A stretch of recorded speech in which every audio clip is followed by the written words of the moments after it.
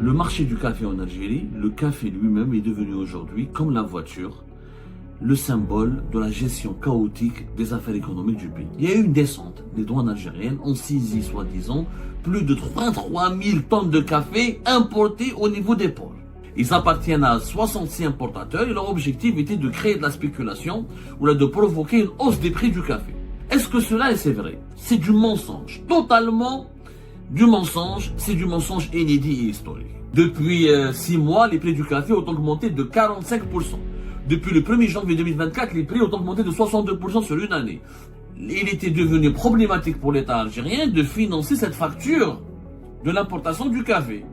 Quand même, 300 millions de dollars, les importateurs, ils n'ont pas le choix. Ils payent le café au prix fort sur les marchés mondiaux. C'est la loi de l'offre et la demande. Et le café est plus cher sur le marché mondial, il sera plus cher sur le marché algérien. On ne produit pas du café, on l'importe. Le gouvernement algérien a eu peur de la colère populaire, il a trouvé une solution.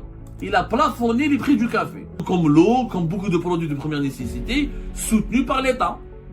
Comme les céréales, comme les carburants. Sauf qu'il n'y a pas de compensation. Le marché du café en Algérie, le café lui-même est devenu aujourd'hui, comme la voiture, le symbole de la gestion chaotique des affaires économiques du pays. Je vais vous raconter aujourd'hui, on va plonger ensemble dans les dessous de la gestion du marché du café dans notre pays, qui illustre l'irrationalité, l'incompétence, le manque de rigueur et l'absence de tout bon sens de la part des dirigeants actuels de notre pays. Alors, on s'est intéressé à cette question parce que hier, le 11 décembre, il y a eu une descente. Les douanes algériennes ont saisi, soi-disant, plus de 33 000 tonnes de café importées au niveau des ports. D'ailleurs, une annonce kbira, on dirait une opération coup de poing. Cette opération, c'est quoi? Elle a été pilotée par la Direction générale des douanes algériennes. Donc, il y avait le ministre du Commerce et de la régulation du marché national, du ministre du Commerce intérieur. Parce que maintenant, nous avons deux ministres du commerce. Commerce intérieur, commerce extérieur. Donc, il faut aller préciser bien qu'il s'agit de Taïb Zetouni, ministre du commerce intérieur. Le café, c'est le ministre du commerce intérieur. Qui a été accompagné par le directeur général des douanes algériennes, le général-major Abdelhafid Bakhouch. Ils ont supervisé la saisie de 6 000 tonnes de café au port d'Alger. Selon leur déclaration, c'était hier le 11 décembre 2024, il s'agit d'une quantité qui a été saisie parce que des importateurs auraient caché ou là auraient dissimulé ou là auraient conservé ces cafés, ces quantités de ces tonnes de café dans des conteneurs. Brani exprès l'ont fait délibérément. Ils étaient disposés dans 1200 conteneurs. Ils appartiennent à 66 importateurs et leur objectif était de créer de la spéculation ou là de provoquer une hausse des prix du café. Donc ils n'ont pas voulu les commercialiser, n'ont pas voulu les mettre sur le marché national. Ils ont choisi de les conserver délibérément dans les conteneurs au niveau des ports, uniquement pour ne pas les vendre. Selon les explications et les déclarations faites par le ministre et le directeur général des douanes algériennes. Ils ont affirmé, l'État a accordé toutes les autorisations pour l'importation de café en quantité suffisante au profit des consommateurs et en temps voulu, mais ces importateurs ont stocké les quantités importées au niveau des ports, ce qui a effectivement entraîné des perturbations dans plusieurs marchés. Kif, le directeur général des douanes, il a parlé du refus de procéder aux déclarations douanières requises pour faire sortir leurs marchandises des ports. Il prouve selon lui, ce comportement prouve selon lui que les opérateurs impliqués avaient délibérément l'intention de créer la pénurie sur le marché. Rien ne justifie que cette marchandise importée en septembre n'ait pas été dédouanée à ce jour, sachant que les formalités ont été simplifiées au maximum. Donc, quand on lit l'Algérien, quand il lit, alors on parle d'abord de 23 000 tonnes de café, c'était stocké. Après, on parle de 6 000 tonnes de café. Ensuite, on parle de spéculation, de mafia. On a l'impression que ces importateurs, c'était des mafieux. Ils ont délibérément choisi, encore une fois, de cacher ce café pour ne pas le commercialiser afin de provoquer une pénurie. Est-ce que cela est vrai? C'est du mensonge. Totalement du mensonge. C'est du mensonge inédit et historique. Regardez le café. D'abord, il n'y a pas 23 000. Il y a plus exactement, oui, effectivement, il y avait 6 000 tonnes. Dans 2100 tonnes, c'était des anciennes quantités.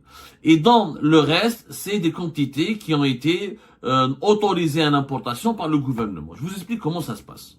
À l'époque, comme le marché algérien en ce moment du café, il est complètement déstructuré.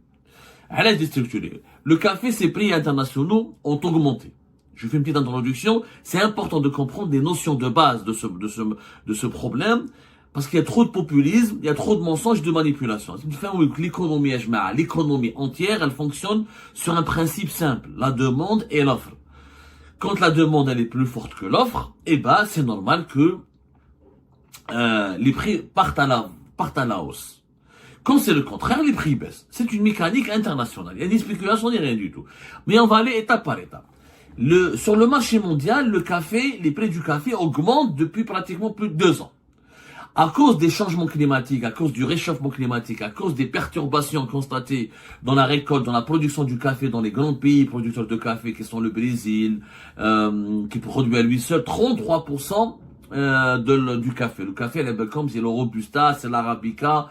Il y a 2 types de café, Arabica ou Robusta, mais grosso modo, au-delà de ces 2 catégories, les plus gros producteurs de café dans le monde, c'est le Vietnam, c'est le Brésil, c'est la Colombie, en Afrique, c'est l'Ouganda. Ces pays-là, à cause du réchauffement climatique, notamment le Brésil, le Vietnam, ont été ébranlés par des événements depuis 2021 jusqu'à 2023, jusqu'à même 2024, les réchauffements climatiques, les feux de forêt, les perturbations climatiques, ce qui fait que les récoltes ont été totalement perturbées. Il y a eu une baisse de la production mondiale du café.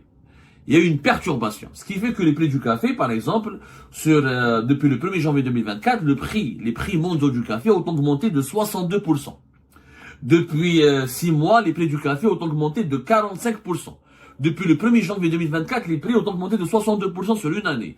En 3 ans, les prix du café ont augmenté de 32%. En 5 ans, sur le marché mondial, les prix du café ont augmenté de 170%. 170%. Tout ça pourquoi? Parce qu'il y a eu des perturbations climatiques et une impossibilité de produire du café, de répondre à la demande mondiale. Le café est de plus en plus consommé, il y a de plus en plus d'êtres humains qui consomment du café, sauf que la consommation des pays qui produisent du café, elle progresse, la consommation interne, et la production est en train de faiblir, puisque la culture de la production du café est extrêmement perturbée par les réchauffements climatiques. C'est l'une des filières agricoles qui est la plus touchée par les problèmes du climat, la sécheresse, les inondations, les feux de forêt, les périodes de canicule, etc. Et puis, je fais un mot, le contexte international. Les prix du café n'augmentent pas, augmentent dans le monde entier. Ce ne sont pas les spéculateurs algériens, ce ne sont pas les importateurs algériens. Ce n'est pas Qadr al-Hamida qui en Algérie, ou le Mbarraqi, ou le Malharraj, qui décide de provoquer la hausse des prix sur les marchés mondiaux. Les prix ont explosé sur les marchés mondiaux.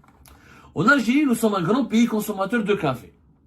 Il faut savoir que nous sommes le premier pays consommateur de café avec l'Éthiopie. En Afrique, on consomme plus de café que les Égyptiens, que les Marocains, que les Tunisiens. Dans le monde arabe, il y a les Libanais qui boivent plus de café que nous. Nous sommes dans le top 3 dans le monde arabe et dans le top 3 sur le continent africain.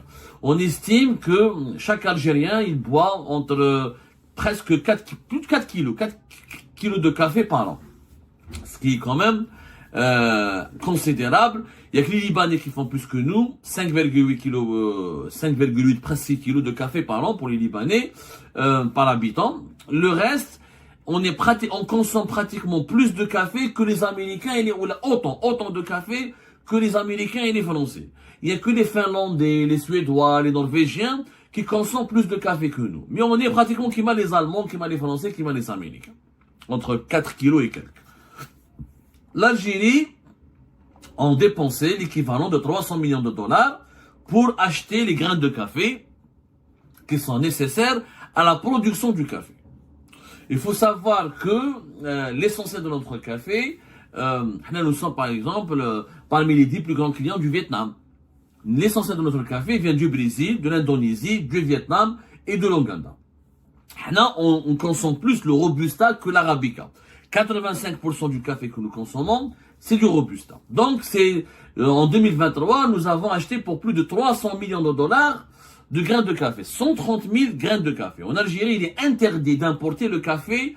Il est déjà produit. On importe des grains de café. Ensuite, les grains de café passent par des torréficateurs qui fabriquent le café. Ensuite, il est commercialisé au commun des mortels. Il faut savoir que contrairement, c'est très important de comprendre, que contrairement aux autres filières, il y a plusieurs maillons dans la production du café en Algérie. Il y a l'importateur, on ramène les grains de café, ensuite on va, comment dirais-je, on va le donner aux grossistes. Les grossistes vont les revendre aux torréficateurs. Nous avons un nombre important de torréficateurs en Algérie. Les torréficateurs, c'est trois catégories. C'est les grandes entreprises, qui ont une quinzaine, les torréficateurs qui ont un peu plus de moyens, entre 130 et 135, et il y a ce qu'on appelle les petits artisans, qui est 1200 artisans. C'est-à-dire, c'est des petits ateliers. Ils ont des machines de torréfication de café. Alors, le Hamas, c'est celui qui utilise les graines de café pour fabriquer le café. Donc, c'est une industrie locale où il y a beaucoup d'intermédiaires avant d'arriver vers le commerçant détaillant et ensuite vers le consommateur final. Il y a les torréficateurs. Les torréficateurs, il y a ceux qui ont des moyens des usines. Il y en a qui ont des moyens qui sont moyens, c'est-à-dire les moyens qui sont un peu entre pas des grandes usines, mais ils sont industrialisés. Et les torréficateurs artisans, avec des vieilles machines, il y a des petites entreprises familiales, des petits ateliers. Donc, avec l'augmentation des cours, il était devenu problématique pour l'État algérien de financer cette facture de l'importation du café.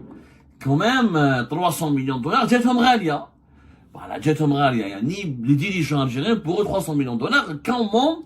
Alors, ils ont commencé à vouloir réguler cette facture. Les importateurs, ils n'ont pas le choix. Ils payent le café au prix fort sur les marchés mondiaux. Ils sont obligés de les vendre à prix cher.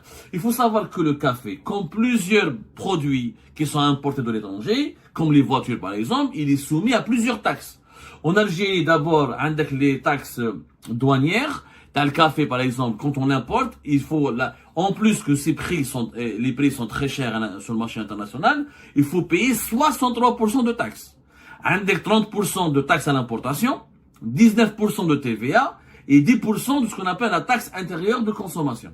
Ce qui fait que le total, lorsque le café pour que le café soit commercialisé sur les marchés algériens, il faut payer des taxes de 63% en plus de son prix qui est déjà très élevé sur le marché mondial.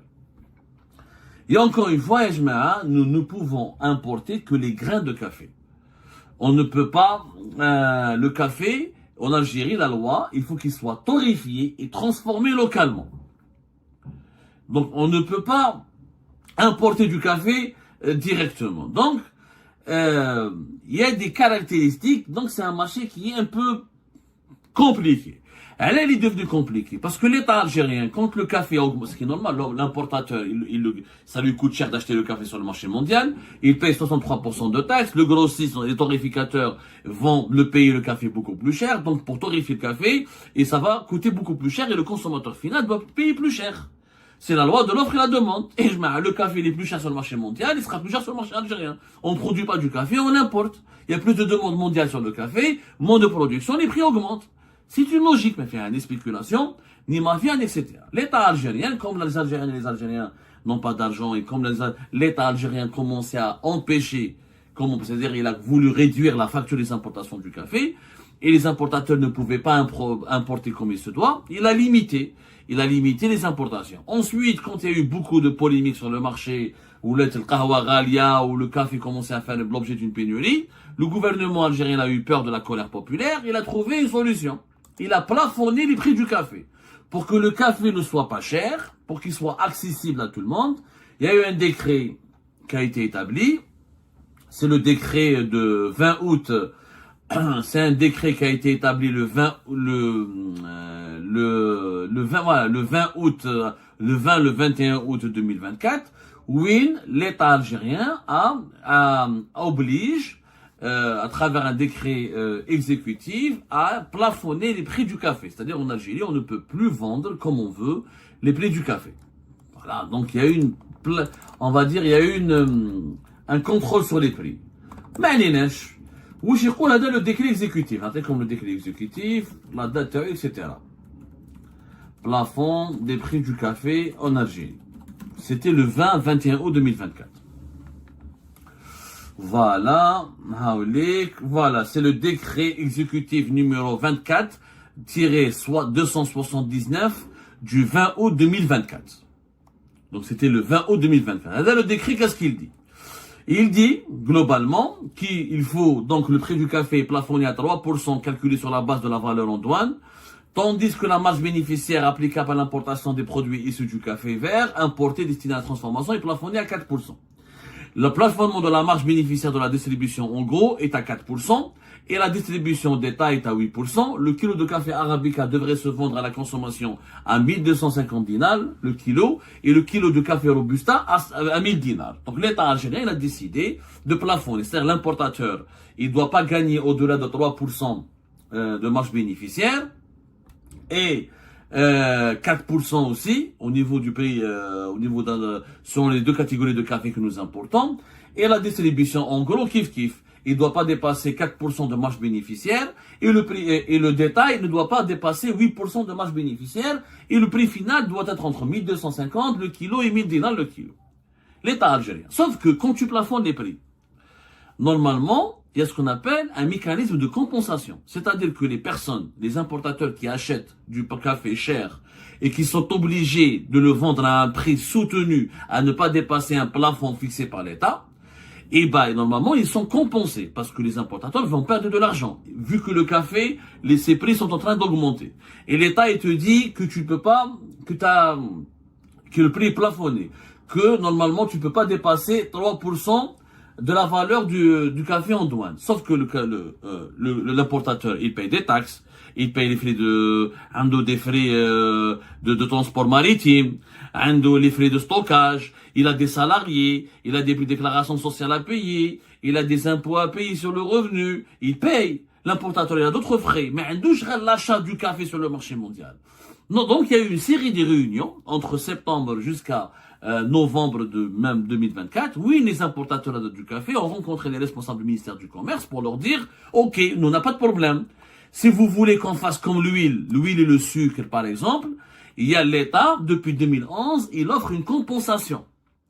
Une compensation, ça veut dire quoi? La compensation consiste à ce que l'État prend en charge la différence entre le prix moyen à l'importation et le prix final auquel le produit importé doit être commercialisé. En clair, quand tu importes, ça te coûte très cher le produit comme l'huile et le sucre. Le café, ça coûte très cher. Tu dois l'importer à un prix élevé, mais tu dois le vendre à un prix qui te permet pas de gagner de l'argent pour rentrer dans tes frais, pour rentrer dans tes charges, pour récupérer ton argent et avoir un peu de bénéfice. Donc, la différence entre le prix plafonné et le prix de revient réel, normalement, c'est l'État qui offre des compensations. On appelle ça une compensation entre le prix moyen pondéré de l'importation et le prix des produits finis issus de la commercialisation du produit qui est plafonné. Dont les prix sont plafonnés. Il y a la différence entre le prix plafonné et le prix fixé par l'État et le prix de revient réel. Normalement, c'est des compensations qui sont financées par l'État. C'est ce qui se passe avec l'huile et le sucre. Dans chaque année, plusieurs dizaines de millions d'euros sont dépensés par l'État algérien pour rembourser et compenser les pertes accusées par les fabricants de l'huile et de sucre. Sauf que cette fois-ci, pour les importateurs de café, depuis août, le décret exécutif qui plafonne les prix. Mais le mécanisme de compensation n'a pas été du tout appliqué ni mis en place. Officiellement, le café en Algérie est devenu comme l'huile, comme le sucre, comme l'eau, comme beaucoup de produits de première nécessité, soutenus par l'État. Comme les céréales, comme les carburants. Sauf qu'il n'y a pas de compensation. De 20 août, de fin août 2024 jusqu'à fin de l'année, jusqu'au 12 décembre 2024, les importateurs algériens n'ont pas touché un centime de la part de l'État. Donc, ils sont en train de perdre de l'argent. Donc, ils sont menacés de faillite. Pourquoi le café qui était stocké au port, les importateurs n'ont pas voulu le commercialiser? Pour une raison simple, que s'ils l'ont commercialisé au prix qui est plafonné par l'État algérien, les importateurs, on a fait nos calculs, on va perdre 300 dinars par kilo. Ils vont perdre de l'argent. Parce qu'au le café, ils l'ont acheté cher. Ils ne peuvent pas le vendre au prix qu'ils veulent en Algérie. Pour récupérer leur argent, un peu de bénéfice et les frais de leur charge. Donc, s'ils le vendent comme l'État leur exige, ils vont perdre 300 dinars par kilo. Donc, normalement, l'État, c'est à lui de les compenser, de les payer, de les rémunérer, de leur donner de les 300 dinars pour qu'ils ne perdent pas. Au moins pour qu'ils ne perdent pas. Ils n'auront pas de bénéfices, mais au moins ils perdent pas. Ils auront leur argent. Ils auront de l'argent. Et au moins ils vont récupérer leur argent. Et ben l'État refuse de payer. L'État n'a pas... Pourquoi il refuse de payer? Parce que, normalement, les compensations ne sont pas accordées par l'État. Il y a sur un coup de tête, il y a un décret. Par exemple, l'huile et le sucre, il y a un décret qui date depuis 2011, qui a été remanié, entre 2022 et 2021, etc. Mais il y a un décret. C'est un décret qui précise, voilà, parce que la compensation, c'est une procédure. La procédure de compensation, il faut introduire une demande, il faut des justificatifs nécessaires, il y a un comité interministériel, on bat l'opérateur économique en échange de ces compensations qu'il doit toucher, il doit s'engager à respecter les prix plafonnés, mais il faut un décret exécutif qui est établi ou là qui explique le mécanisme de compensation. Dans le cas du café, on n'a pas du tout fait ça, on a fait juste un décret exécutif qui plafonne les prix. Ou d'abord comme tout les importateurs. Donc les importateurs ils sont menacés, l'État leur fait du chantage.